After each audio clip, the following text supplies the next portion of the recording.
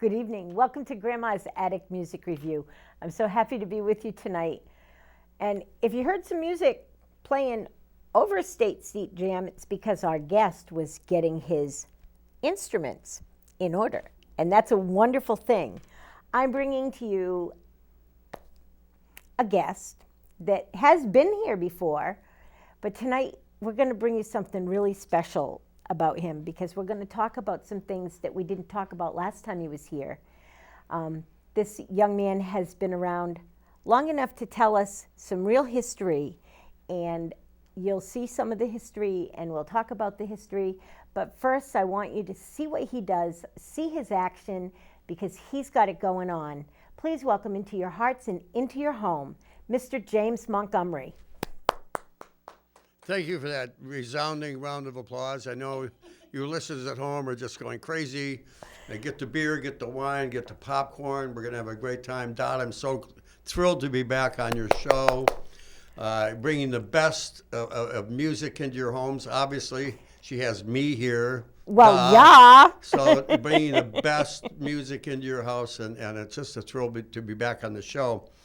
So I don't know why anyone would want to hear a solo harmonica player play for a little while, but apparently I've been asked to do that. So I'm kind of a little puzzled, but I think I know what to do here. I'm going to start with something.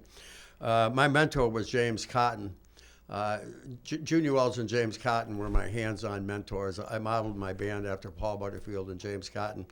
But James Cotton and I became lifelong friends, and eventually near the end, he used to call me son, and I would call him dad. He started out on the plantation when he was 9 years old playing harmonica. He was orphaned at 9, I should say. Probably started playing harmonica before then. His mom would play a train thing on the harmonica, so that was the first thing that Cotton learned how to play. So I'm going to do this for James Cotton. In my mind, they're the greatest blues harmonica player who's ever lived, and one of the most wonderful people I've ever met in my life. Now, I can't do this anywhere near as good as James Cotton, so I'm going to start with a little train type of thing, and then I'm just going to go and invent something on my own. So here we go. This is going out to you, James.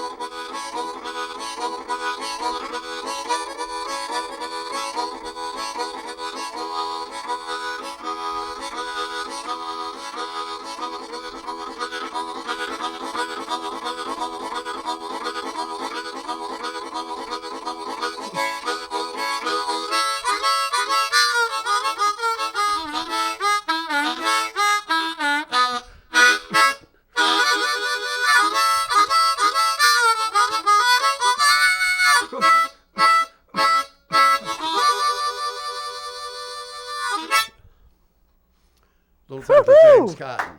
Woo! Little thing for James Cotton. I'll tell you, near the end, he used to call. One of the first songs I ever learned how to play on the harmonica was a thing called Chicken Shack, and I always thought it was written by Jimmy Smith because that was the first version of it that I ever heard. And then I kept thinking it might have been written by Pine Top Perkins, who played with Muddy Waters.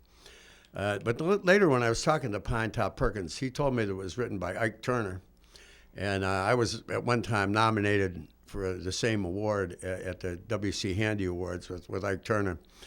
And we were friendly up until then, but once I was nominated with him, he kind of wasn't my friend for a little bit until the award ceremony was over. But Ike was a very troubled guy, and of course had that terrible experience, when Tina was married to him. But at the end of his life, he was a changed man. I saw, people began to respect him again, and he changed his life around toward the end. But my favorite Chicken Shack story, the first time I got asked to sit in by Les Paul, he had called off swing jazz numbers all night.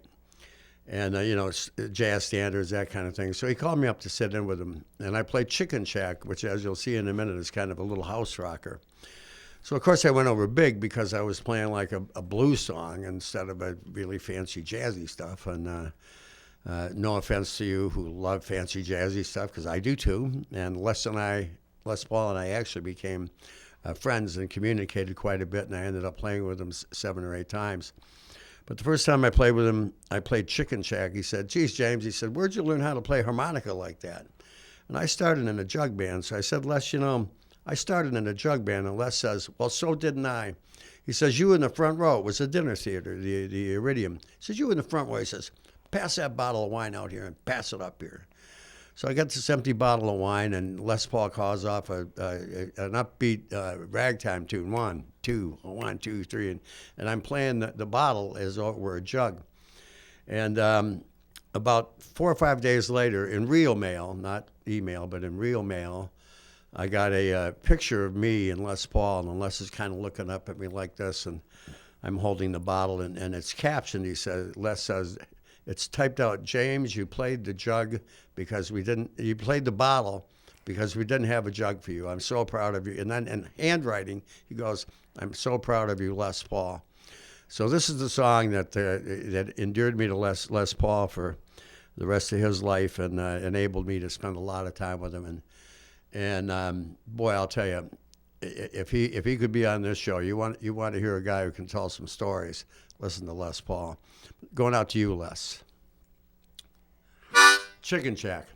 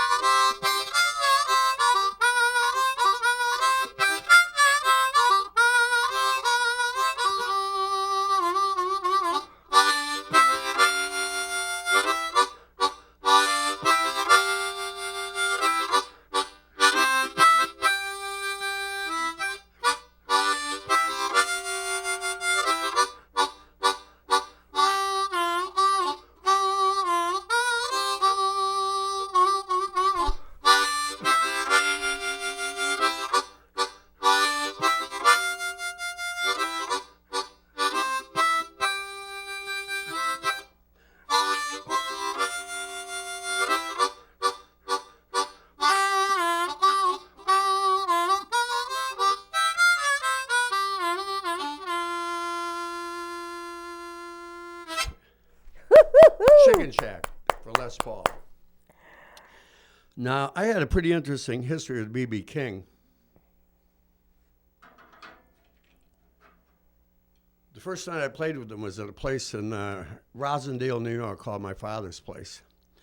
Now, the night I played with B.B. King was the night that they caught Son of Sam, and which is a while ago. So for those of you who don't know, there was this guy who was terrorizing teens in Long Island. He was going around and randomly shooting. It was a serial killer who was randomly shooting young people every weekend. And a lot of people got shot and lost their lives, unfortunately and sadly. But anyway, so the night I was playing with B.B. King, they announced that they had caught Son of Sam. And B.B. King says, James, come over here. And he looks out at the crowd, and they're going crazy because they announced that they had caught Son of Sam. And B says to me, he says, you know, James, he says, that's more applause than either you or me are going to get all night long. And he was right. So I ended up playing with B.B. King. The second time I actually played with him was at the last night that Paul's Mall was open. And B.B. saw me in the audience, and he called me up to sit in with him. It was the last night it was open, so it was a live broadcast on WBCN. Max Ansatore was was a DJ on a live broadcast. So he calls me up again and again. Of course, I go over big, which I always do. No, come on. But anyway, so I went over big. It was my hometown and everything. So he looks at me and says, okay, James, as if to say, you think you're so smart or think you're so good? They're all yours. And he takes Lucille, his guitar, and he walks off stage, and I'm sitting there with a 9-piece band on a live broadcast. So I knew Sonny Freeman, the drummer. I knew he would know the cues on this song. So I said, we're going to do Eyesight to the Blind, which is a Sonny Boy Williamson song, but one of the first 45s I ever bought in my life was the B.B. King version of Eyesight to the Blind. So it's a live broadcast, so I can't sit around and try and figure out what to do. I spin around to Sonny Freeman, I say, Eyesight to the Blind, key of A. I say to the horns, double up on my figure, key of A from the 5. I called the song off in about 5 seconds' time. We played the song, went over big as usual. Of course, it's me. I go over big. And then, so B got right back on the stage and got right back on stage and said, thank you. So eventually I ended up playing B.B. King's 70th birthday party up at the Capitol Center in Concord, New Hampshire, as a duo with Bruce Marshall, who I do a certain amount of work with. And then eventually I got invited to play his 80th birthday party at Symphony Hall in Boston.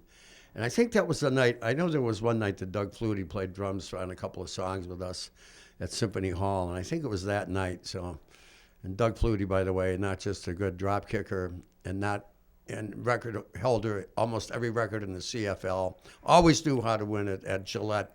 One of the greatest guys and a great drummer. Love you, Doug. I'm just putting in a plug for you here. But anyway, so I played B.B. King's 70th birthday party. I played his 80th birthday party. And I saw him one time after that at the Zeiterion Theater in New Bedford, and we chatted again. But he was a wonderful guy, and one of the first people I knew who was really computer literate. When you would go in the back of his trailer, he had his own trailer, and in the back, he was more often than not on the computer. Great blues man, unbelievable stylist, one of the biggest influences on blues guitar players worldwide, due in large part to the Live at the Regal album. But anyway, I always like to say, this is a little thang for B.B. King. And we go like this here.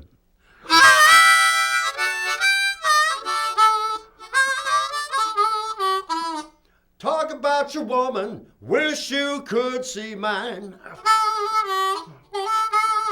Talk about your woman, wish you could see mine. Every time she start loving, she bring eyesight to the blind. Well, my baby daddy must have been a millionaire. I can tell by the way she walk. My baby daddy must have been a millionaire. I can tell by the way she walk. Every time she start loving, deaf and dumb begin to talk. Well, remember the Friday morning we were lying on the bed. A man next room dying raised up his head and said, oh, ain't she pretty? The whole state knows she fine. Every time she start loving, she bring eyesight to the blind.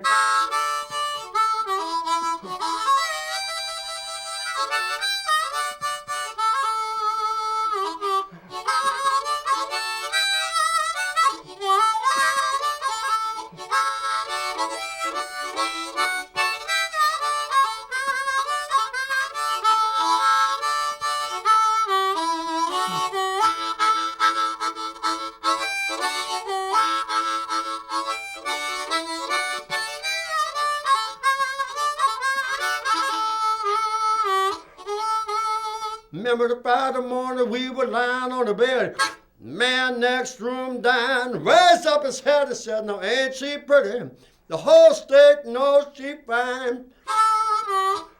Every time she start loving, she bring eyesight to the blind."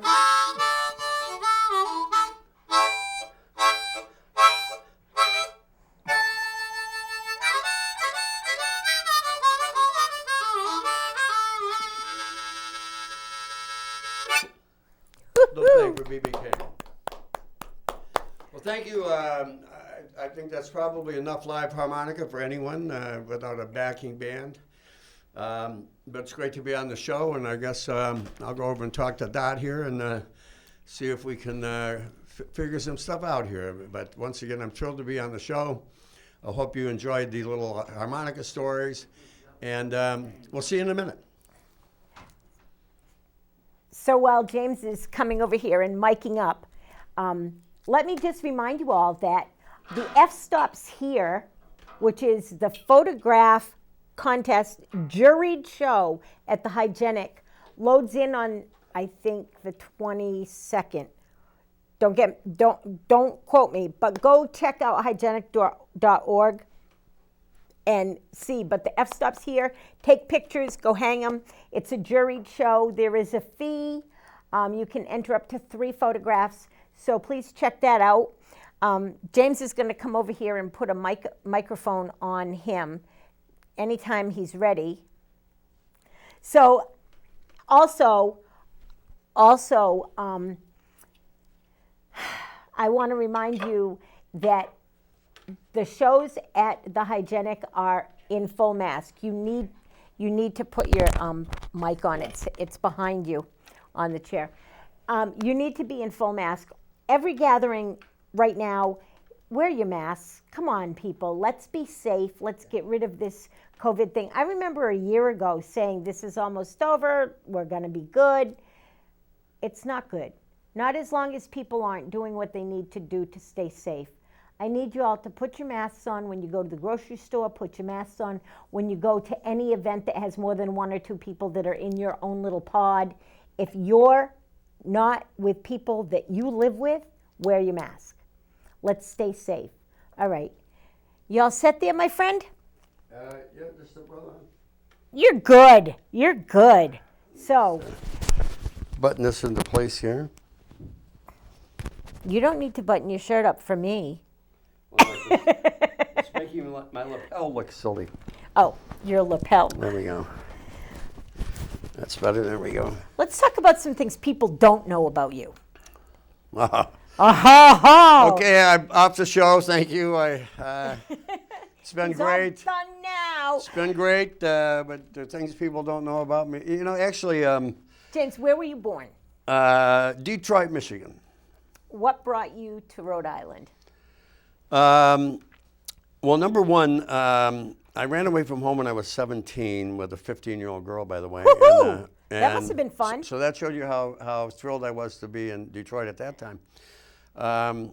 But actually, the year after the Detroit riots, John Lee Hooker and I met John Lee as a teenager and played in one of his bands when I was 19. But I was curious because after the riot, I went as far east as you could go without swimming to Boston, and he went as far west as you could go to Oakland. So I went to Boston. I got accepted at Boston University. Nice. And I specifically wanted to get accepted in a Boston school. The guys in my jug band who were older than me left the year before I did, so I started my own blues band when I was in high school. But I knew the Boston music scene really well. I knew about Paul's Mall. Yeah. I knew about the Jazz Workshop. I knew about the Psychedelic Supermarket. I knew especially Club 47. Wow. And so there's some history there. Yeah, so I knew that Muddy played there. I knew that Buddy and Junior played there. I knew that Cotton played there. I knew Butterfield played there. And I just wanted to go to a school where I could be all near that kind of music.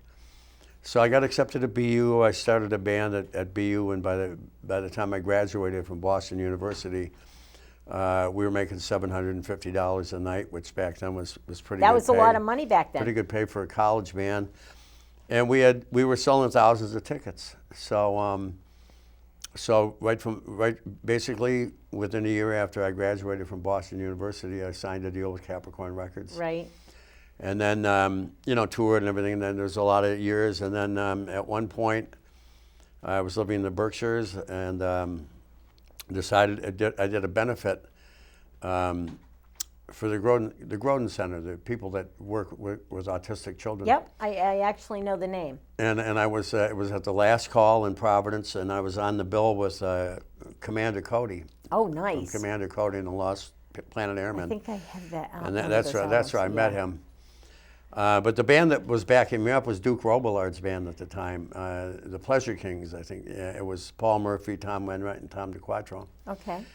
And when the show was over, I was up in the Berkshires, and when the show was over, I said, "Man, I had such a great time playing with you guys. I'd love to play with you guys some other time." They said, "Well, Duke got up this morning and decided he wanted to go in more of a jazz direction.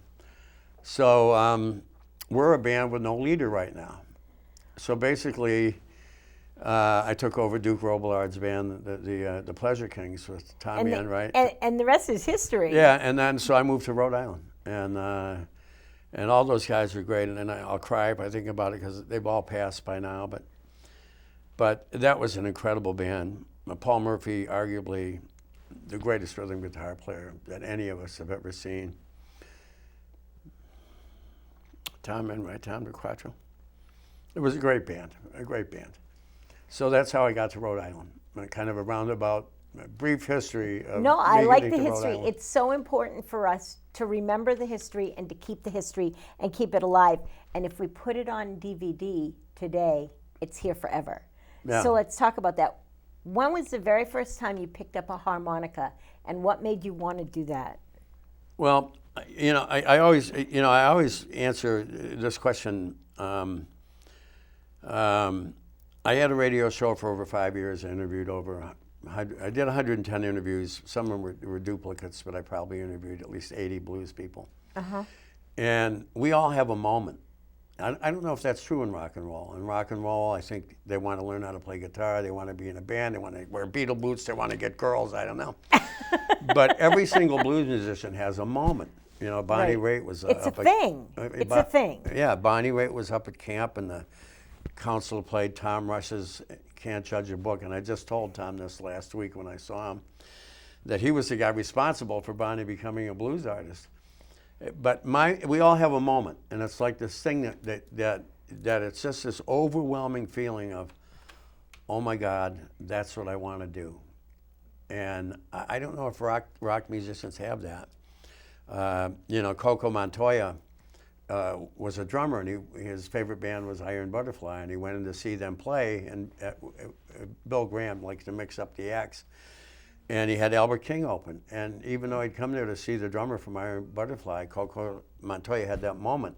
And he forgot all about Iron Butterfly, and he found Albert King backstage and went from a drummer to learning how to play blues guitar. So my moment happened when I was 15 years old, and I was watching a jug band. And I heard live blues harmonica for the very first time.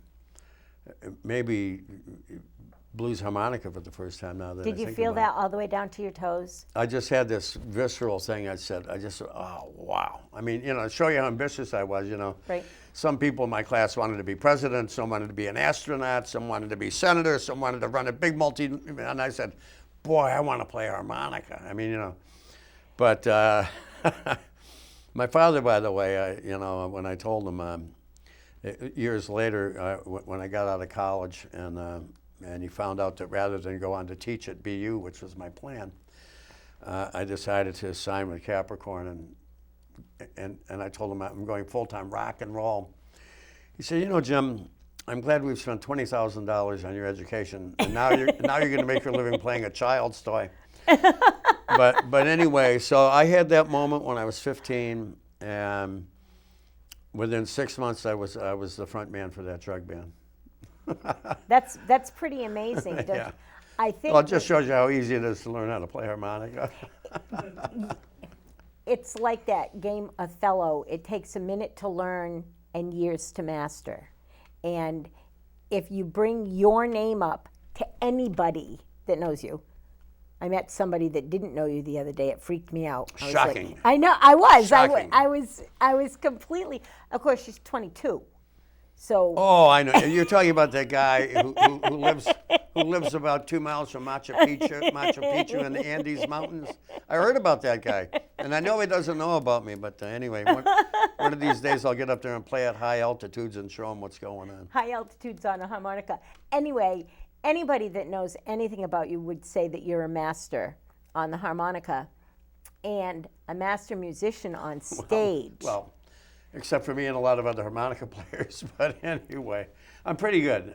You're very good. I'm pretty good, and the one thing I do know what to do. I do know how to get over. I do know how to take what my everyone knows their limitations, and of course there's no end of limitations on any instrument. Right. You would think on a harmonica, you'd think that if you've been playing that for 50 years, by that time you'd learn everything there is to know on it. Right. But there's nobody alive today. Nobody. I mean, even the guys like Curtis Salgado and Jerry Portnoy and Dave Grueling or whatever his last name is, Andy Raines. None of us have ever.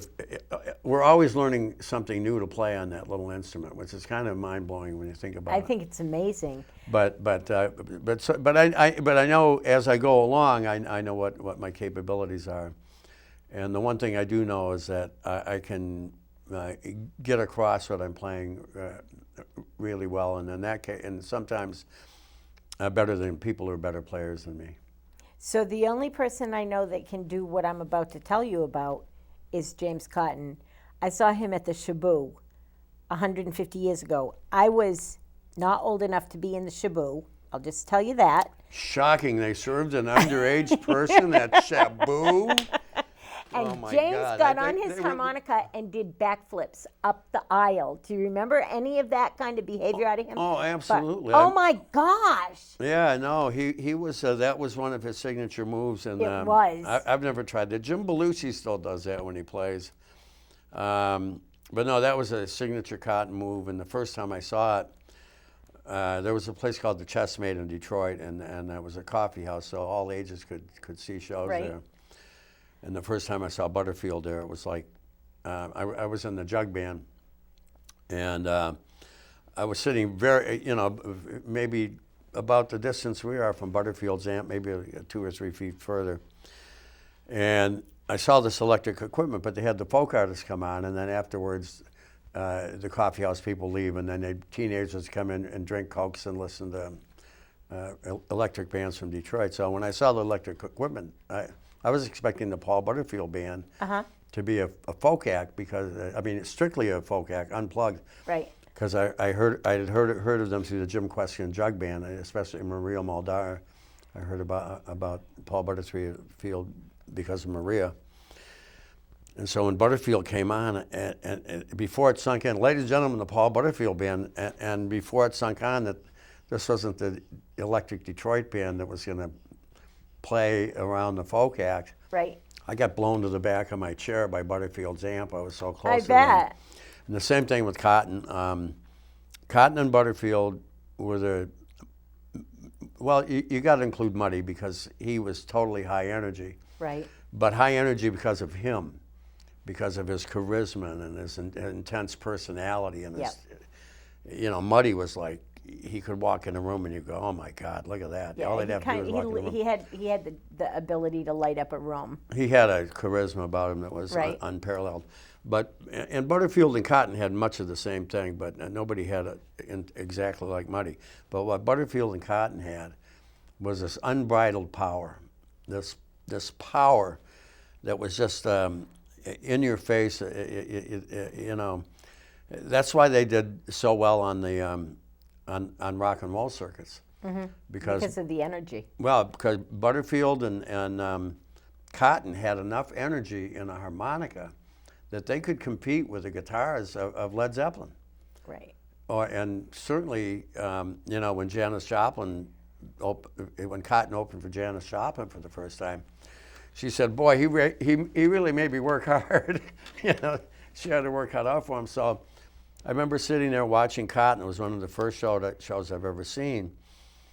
And all of a sudden, he just starts doing that flip that you're talking about. Right, and, right. And he comes up standing, is like right in front of me. And I'm going, oh my God. I know, he stops. He and did a he's somersault. He's still playing. Still playing. And he stopped right in front of me. And it was like, I thought he was going to roll me right back in my chair. So James Cotton and Paul Butterfield, what I took from them as a kid, even in my high school band, I wanted that kind of power on stage. I always hired a lead guitar player that was really, really good, that was really capable of generating energy. And like Paul and like Cotton, I'm willing to give that up. I'm going to step back and let my guitar player do the work. I'm going to step back and let my sax player do the work.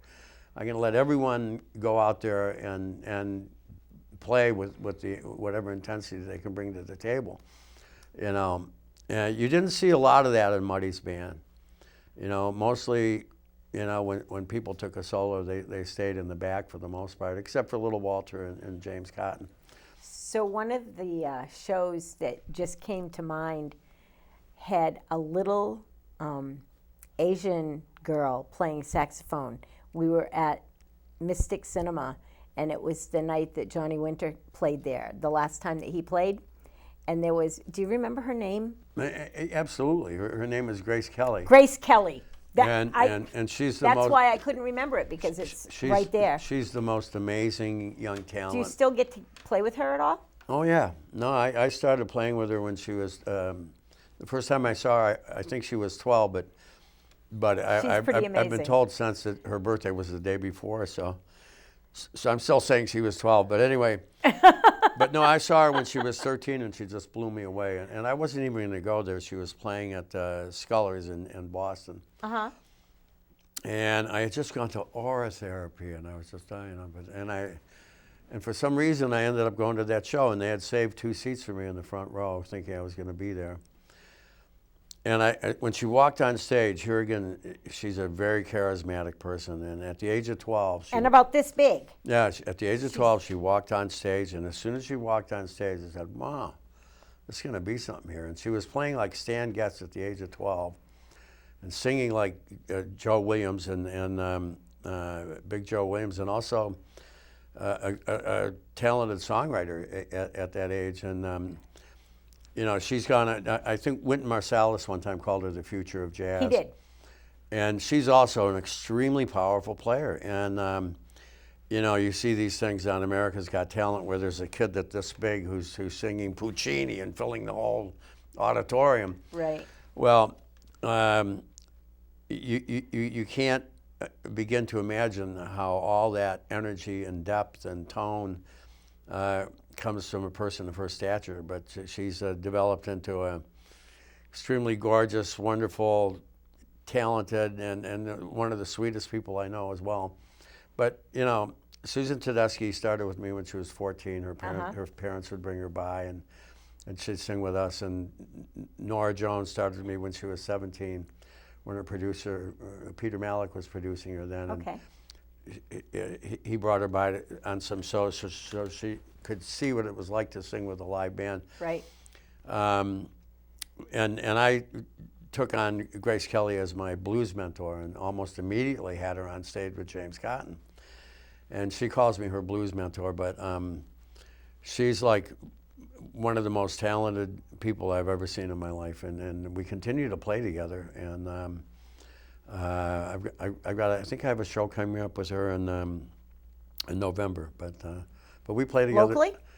Up at the Cabot Theater in Beverly. I'm not sure that she confirmed that one yet, but we play together probably 5-6 times a year. That's awesome. Yeah. Another person that you play with a lot is our dear friend, Christine Ullman.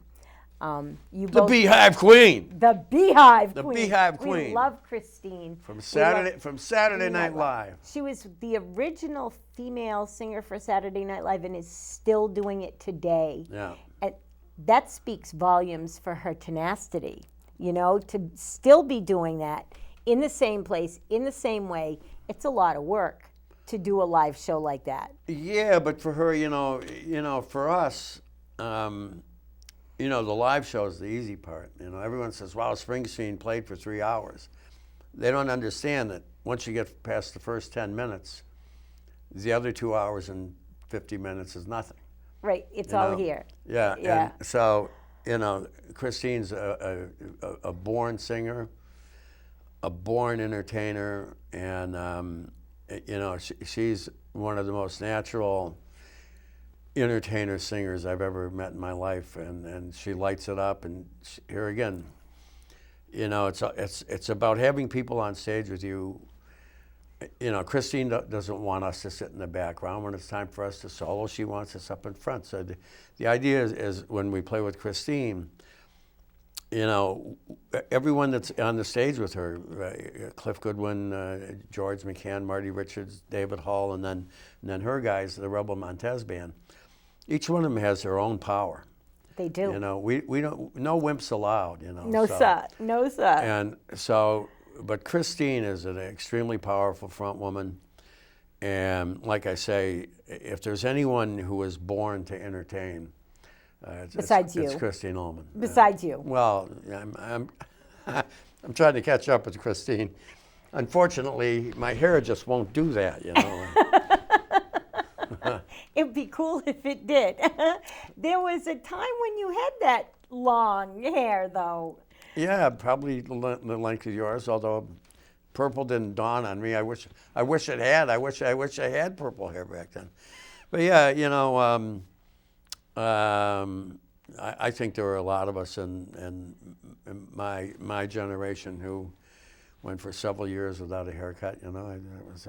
There were. We thought it was fashionable. Back when you had long hair like that, I had a pink mohawk, so there's a difference going on there. See how ahead of your time you were? I really was, just so you know. Tell me what it was like to play with some of the greats. Not just the blues, but some of the rock and roll greats.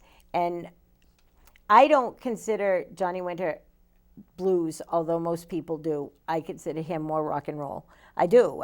That's the era I come from knowing him that way. But you played with him.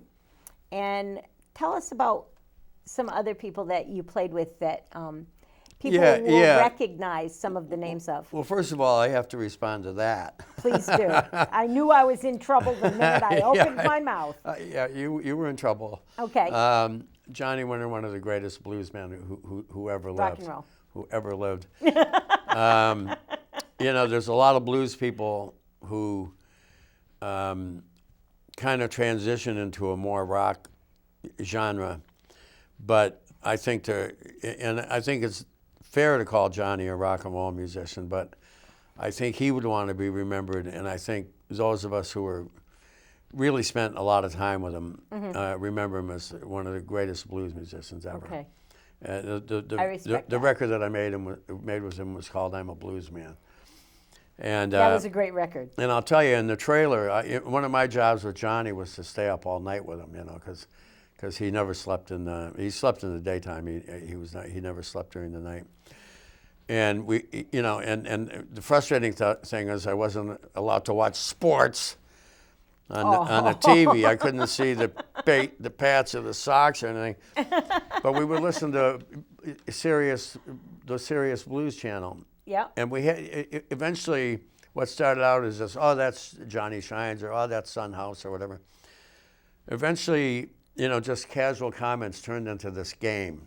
Okay. Where we'd have to see who could identify who the blues artist was first. Okay. And how did that go? Out of every 100 songs that began, I probably beat him on 4.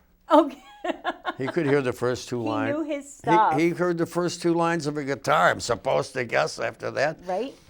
But anyway, so he was just a great guy to play with, a real busy player. You had to kind of figure out how to fit in around him because he was just so used to playing as a trio when I joined.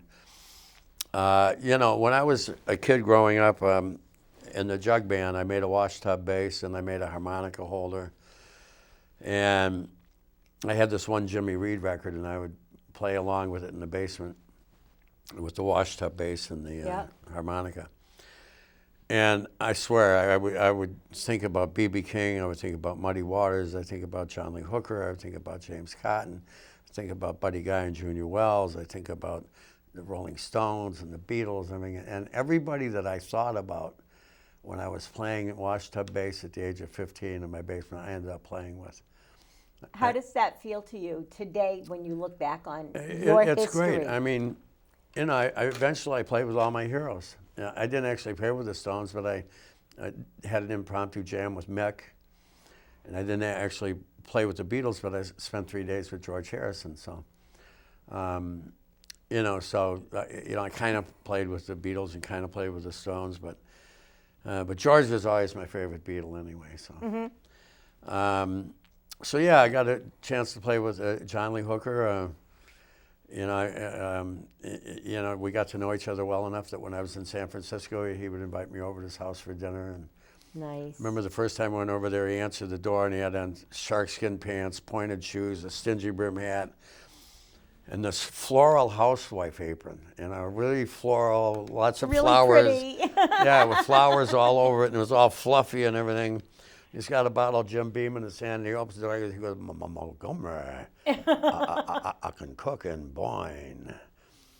And he made probably the best fried chicken I've ever had. And so, you know, I got to not only play with these guys, but to know them. You know, Junior Wells would show up at my shows if we were in the same town, and he had the night off, and he'd put a chair like this right in front of the stage, and he'd sit there like this, and he'd look at me.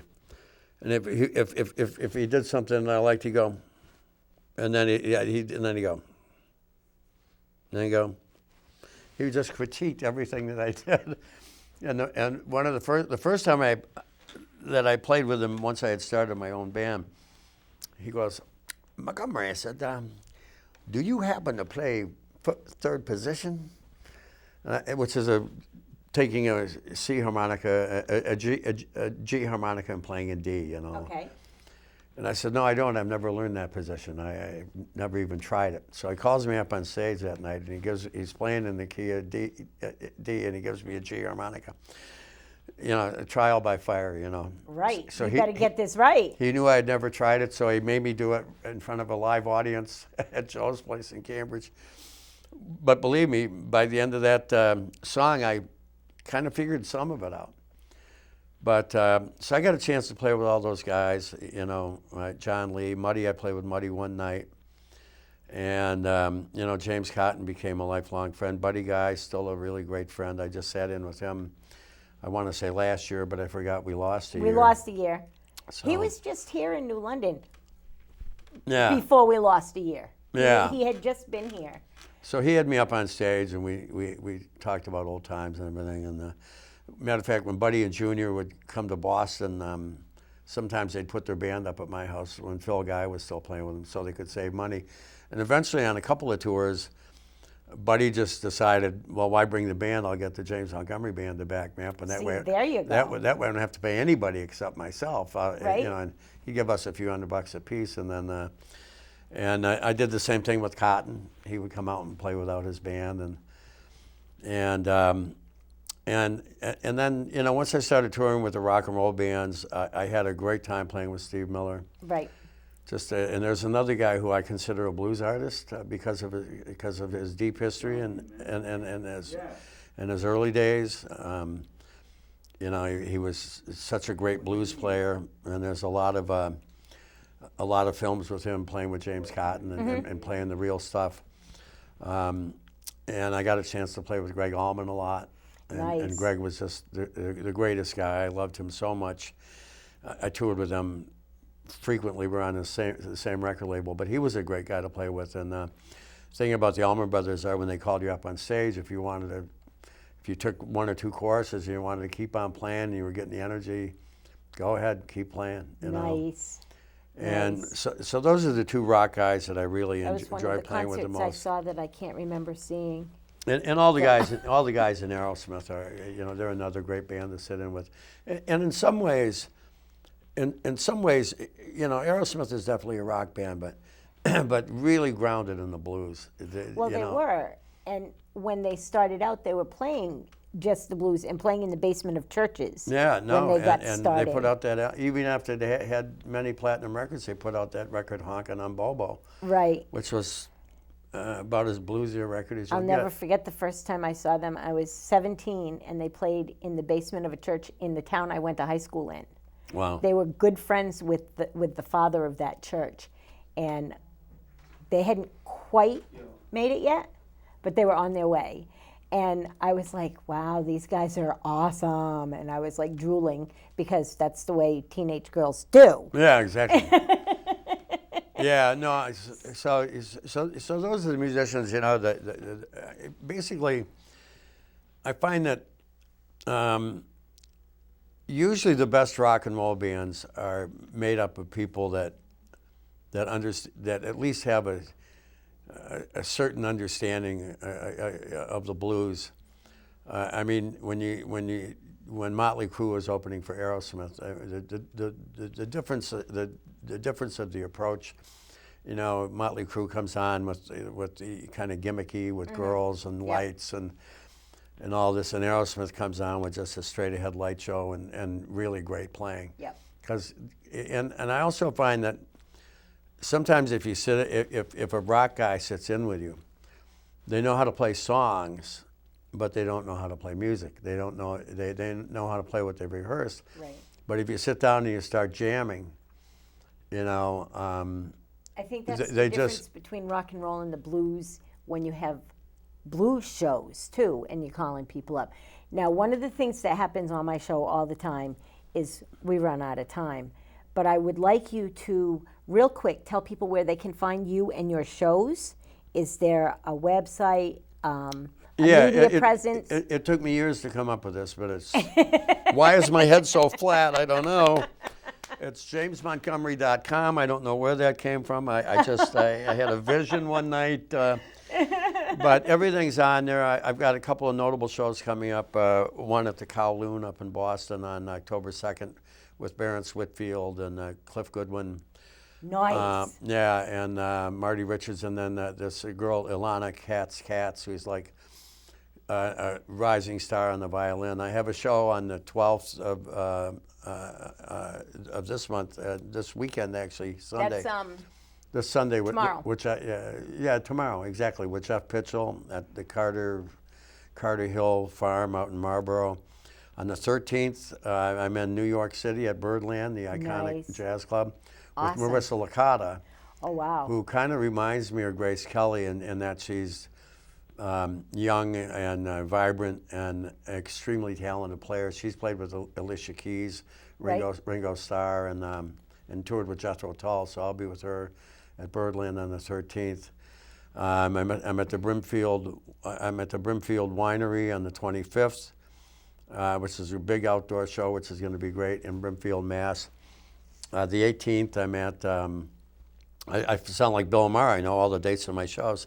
And on the 18th, I'm going to be at 18th of September at the Music Room in West Yarmouth. But and you know, tonight, Saturday night, you know, I'm just finishing getting off stage with Peter Hackle and a big benefit that we did for the memory of 9/11. That will be a great show. Yeah, that we started years ago. It's our 20th year. Yeah, it is.